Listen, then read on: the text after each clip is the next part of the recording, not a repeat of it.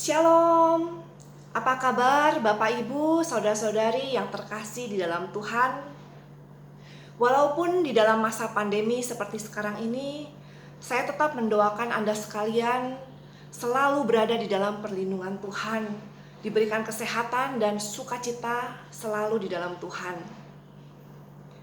Di masa pandemi COVID-19, banyak sekali orang-orang yang merasa khawatir tentang pekerjaannya, takut di PHK, takut gak punya uang, takut gak bisa mencukupi kebutuhan hidup, takut kehilangan usahanya, takut tidak bisa menggaji karyawan-karyawannya. Banyak sekali ketakutan akan masalah ekonomi atau pekerjaan. Banyak juga orang yang khawatir akan masalah kesehatan, takut tertular virus corona, takut sakit, takut kehilangan orang yang dicintai. Mungkin ada juga orang yang khawatir mengenai masalah hubungannya dengan orang lain. Mungkin mengalami konflik, mungkin mengalami banyak sekali hal-hal yang bisa membuat kita khawatir di saat sekarang ini. Tema kita pada hari ini adalah tentang kekhawatiran. Saya percaya hanya Tuhan Yesuslah yang mampu dan sanggup untuk menolong kita mengatasi segala macam kekhawatiran yang kita alami di dalam kehidupan kita. Saya juga seringkali mengalami khawatir di dalam kehidupan saya. Tetapi pada sore hari ini saya ingin sharing kepada teman-teman, Bapak Ibu, Saudara-saudari sekalian, bagaimana saya mengatasi kekhawatiran di dalam kehidupan saya. Kekhawatiran di dalam kehidupan kita itu adalah hal yang normal sekali dialami oleh setiap manusia. Karena kalau tanpa kekhawatiran, kita akan menjadi seorang manusia yang sombong. Kita merasa gak perlu lagi Tuhan. Kita merasa bisa mengatasi semuanya sendiri. Kita merasa hebat, merasa menjadi Tuhan. Nah, tetapi kenyataannya di dalam kehidupan kita, banyak sekali hal-hal yang terjadi di luar kemampuan kita, di luar kontrol kita. Oleh karena itulah kita merasa khawatir. Di dalam kitab suci juga diceritakan tokoh-tokoh di dalam kitab suci yang menjadi panutan kita, yang menjadi teladan kita. Mereka juga mengalami yang namanya kekhawatiran. Bunda Maria, mungkin Bapak Ibu, Saudara-saudari ingat cerita ketika Bunda Maria dengan Santo Yosef membawa Tuhan Yesus ke bait Allah ketika Tuhan Yesus berumur 12 tahun. Nah, lalu apa yang terjadi? Tuhan Yesus hilang kan? Bunda Maria dan Santo Yosef ketika pulang kembali ke Nazaret, Tuhan Yesus gak ada di sana. Dan mereka kehilangan Tuhan Yesus selama 3 hari. Bisa dibayangkan, saya mempunyai 3 orang anak. Saya nggak bisa bayangin ketika saya, misalnya salah satu dari anak saya itu hilang. Bagaimana ya hati saya, apa yang menjadi perasaan saya, bagaimana kekhawatiran saya pasti luar biasa sekali. Dan itu yang dialami oleh Bunda Maria dan Santo Yosef. Mereka begitu khawatir, mereka begitu ketakutan. Tapi puji Tuhan, mereka berhasil menemukan Tuhan Yesus kembali. Dan satu hal yang patut kita contoh di dalam sikap Bunda Maria saat itu, yaitu Bunda Maria gak ngomel-ngomel, gak marah-marah, tapi dia hanya menyimpan semuanya di dalam hatinya.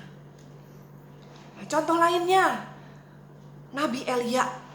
Nabi Elia adalah nabi yang sangat-sangat luar biasa, sangat hebat dipakai Tuhan.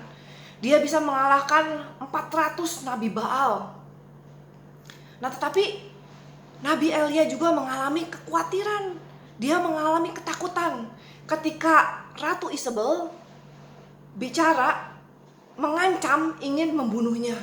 Dia ketakutan, dia lari sampai dia mengalami depresi.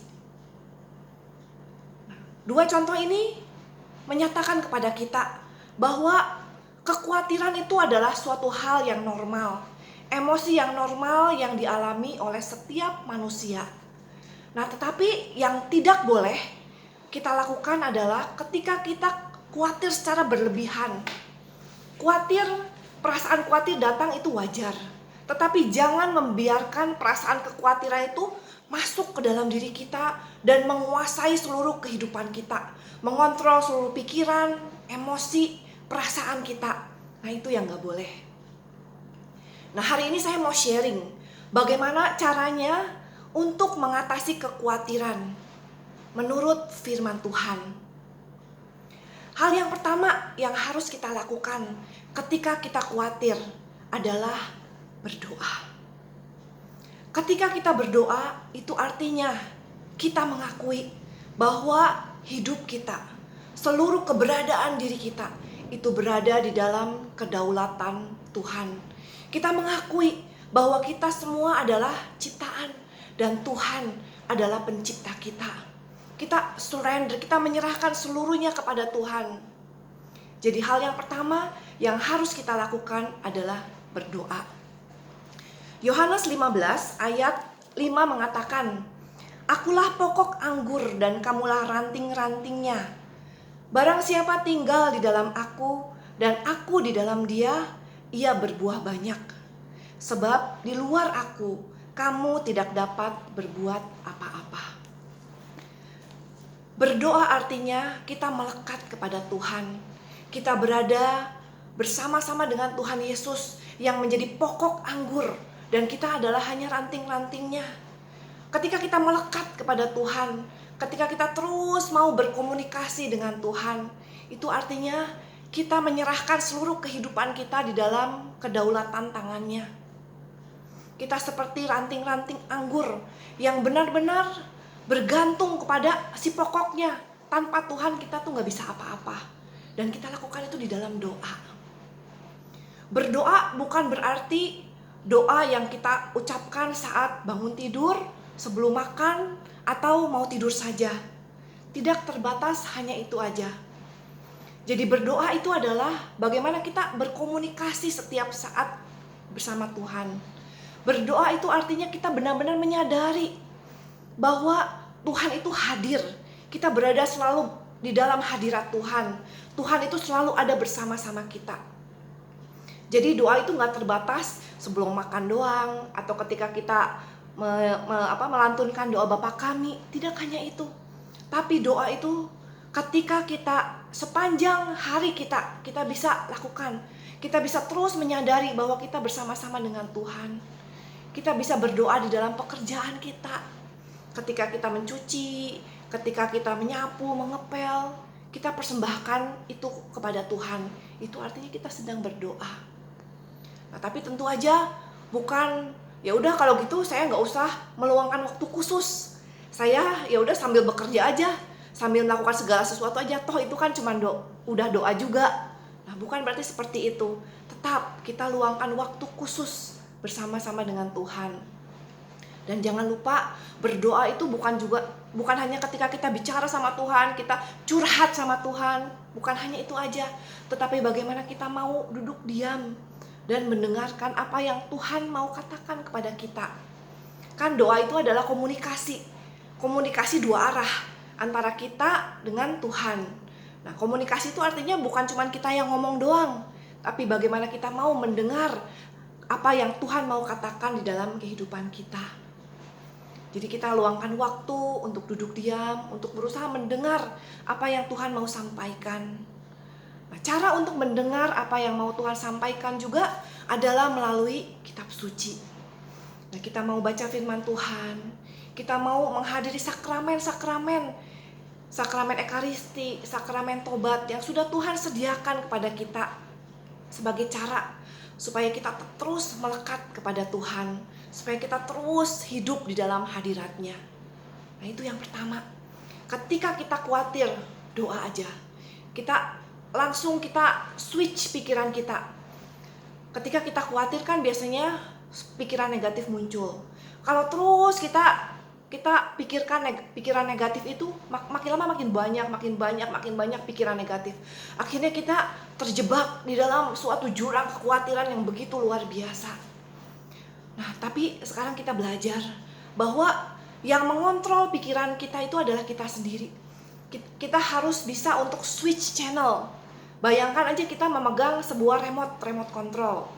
Kalau kita nonton TV, kita nggak suka salurannya, acaranya nggak suka, kita tinggal pindahin kan channelnya. Buat apa kita nonton program-program yang nggak baik, yang bikin kita merasa nggak tenang, nggak damai. Nah itu program-program semacam itu kan kita nggak mau nonton, kita nggak mau merusak apa yang masuk dalam pikiran kita. Nah begitu juga apa yang kita pikirkan. Ketika pikiran-pikiran negatif itu masuk, muncul, cepat-cepat switch channel, cepat-cepat langsung switch, langsung doa sama Tuhan. Tuhan tolong saya mulai khawatir, saya mulai overthinking, saya mulai terlalu berpikir negatif, tolong saya. Langkah yang pertama, berdoa. Nah, langkah yang kedua, apa yang harus kita lakukan? Langkah yang kedua adalah berserah. Seperti Bunda Maria, ketika Bunda Maria mendapat kabar dari malaikat Gabriel bahwa ia akan mengandung dari Roh Kudus. Tentu Bunda Maria merasa takut kan? Tentu Bunda Maria merasa nggak mengerti, dia khawatir. Tapi apa yang dia katakan? Dalam Lukas 2 ayat 38, terjadilah padaku menurut perkataanmu. Kita harus belajar sikap Bunda Maria yang begitu luar biasa seperti ini. Setelah kita berdoa, kita serahkan kepada Tuhan, kita berserah. Tuhan, apapun yang terjadi di dalam kehidupanku, aku siap, aku sedia. Karena aku adalah milikmu, karena aku hanyalah ciptaanmu. Ketika kita bisa berserah Bapak Ibu, Saudara-saudari, maka kita akan menjadi gak khawatir lagi. Kita akan lebih pasrah. Kita akan bisa menjalani hidup kita itu dengan hati yang lapang, hati yang tenang, hati yang damai. Kita bisa nerimo. Kalau bahasa Jawanya kan nerimo ya. Sikap nerimo itu adalah sikap yang sangat penting dimiliki oleh orang beriman, oleh anak-anak Tuhan. Yang kedua adalah berserah. Yang ketiga adalah berjalan. Jadi saya sharingkan 3 step bagaimana mengatasi kekhawatiran. Yang pertama tadi berdoa, yang kedua berserah, yang ketiga ini adalah berjalan. Maksudnya berjalan itu apa? Maksudnya berjalan itu adalah kita mau melangkah di dalam iman. Firman Tuhan katakan dalam Yakobus 2 ayat 17. Di situ dikatakan iman tanpa perbuatan pada hakikatnya adalah mati. Nah, jadi di sini kita belajar ketika kita khawatir, kita tuh cenderung untuk diam kan? Cenderung untuk takut, untuk tidak mau melakukan apa-apa. Nah, di sini Tuhan Yesus ajarkan kepada kita, Roh Kudus ajarkan kepada kita. Ketika kita khawatir, ketika kita ketakutan, setelah berdoa, setelah berserah, kita juga harus terus berusaha. Kita juga terus harus berjalan, melangkah di dalam iman.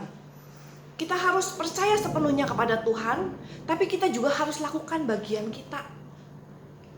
Jadi ketika kita khawatir misalnya di dalam hal pekerjaan atau masalah ekonomi, ya udah saya udah berdoa, saya udah berserah sama Tuhan, ya udah saya tunggu diam aja. Tunggu ada orang yang tiba-tiba transfer sama saya, tiba-tiba orang yang kasih saya kerjaan, tiba-tiba orang yang kasih saya proyek.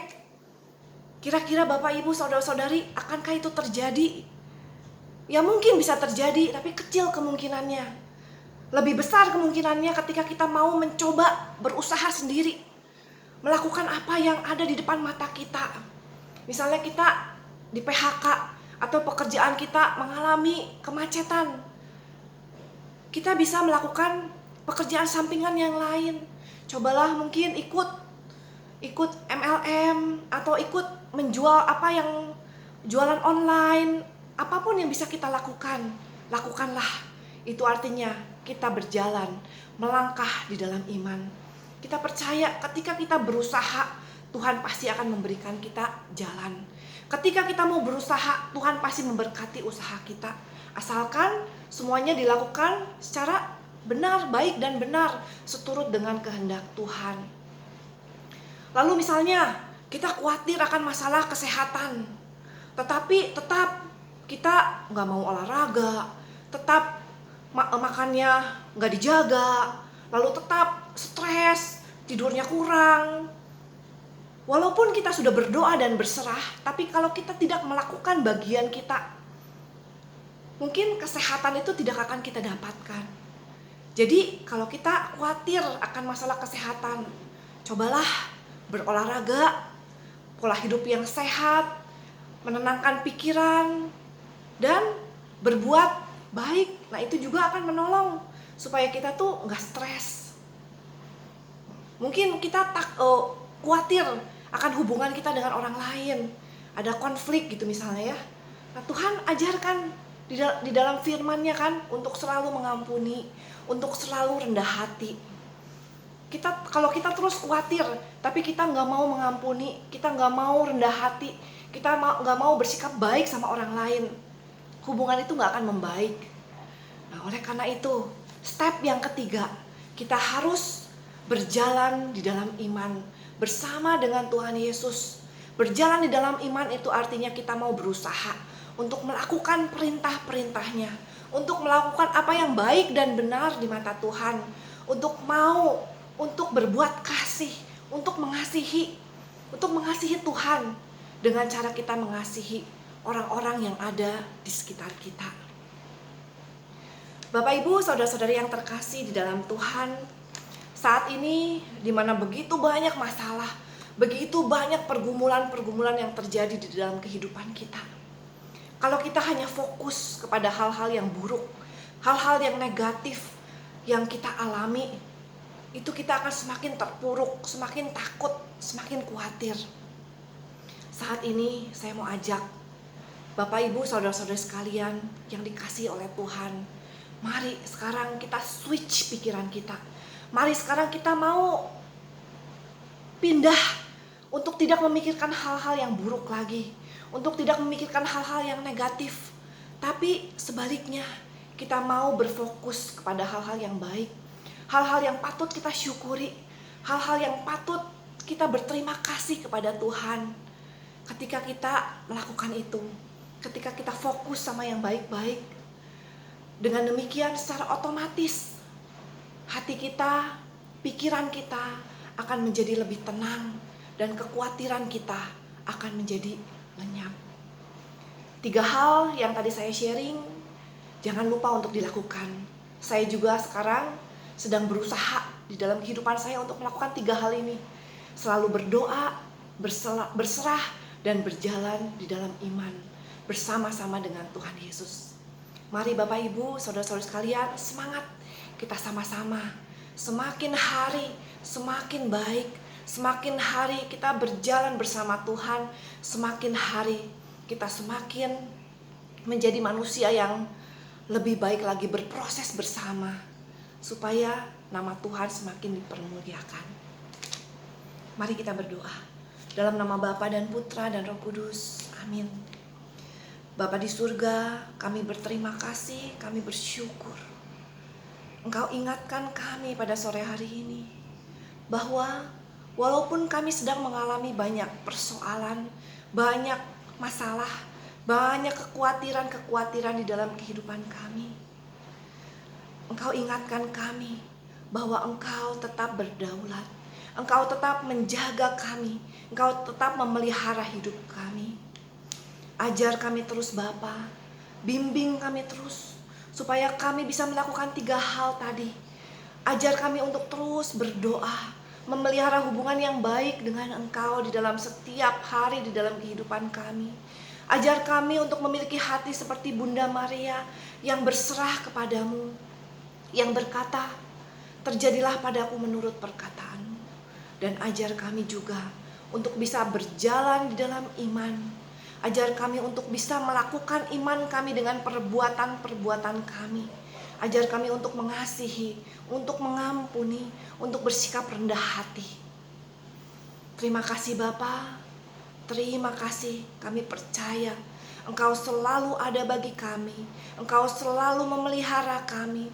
Engkau selalu memberkati kami. Terima kasih Bapa, terima kasih.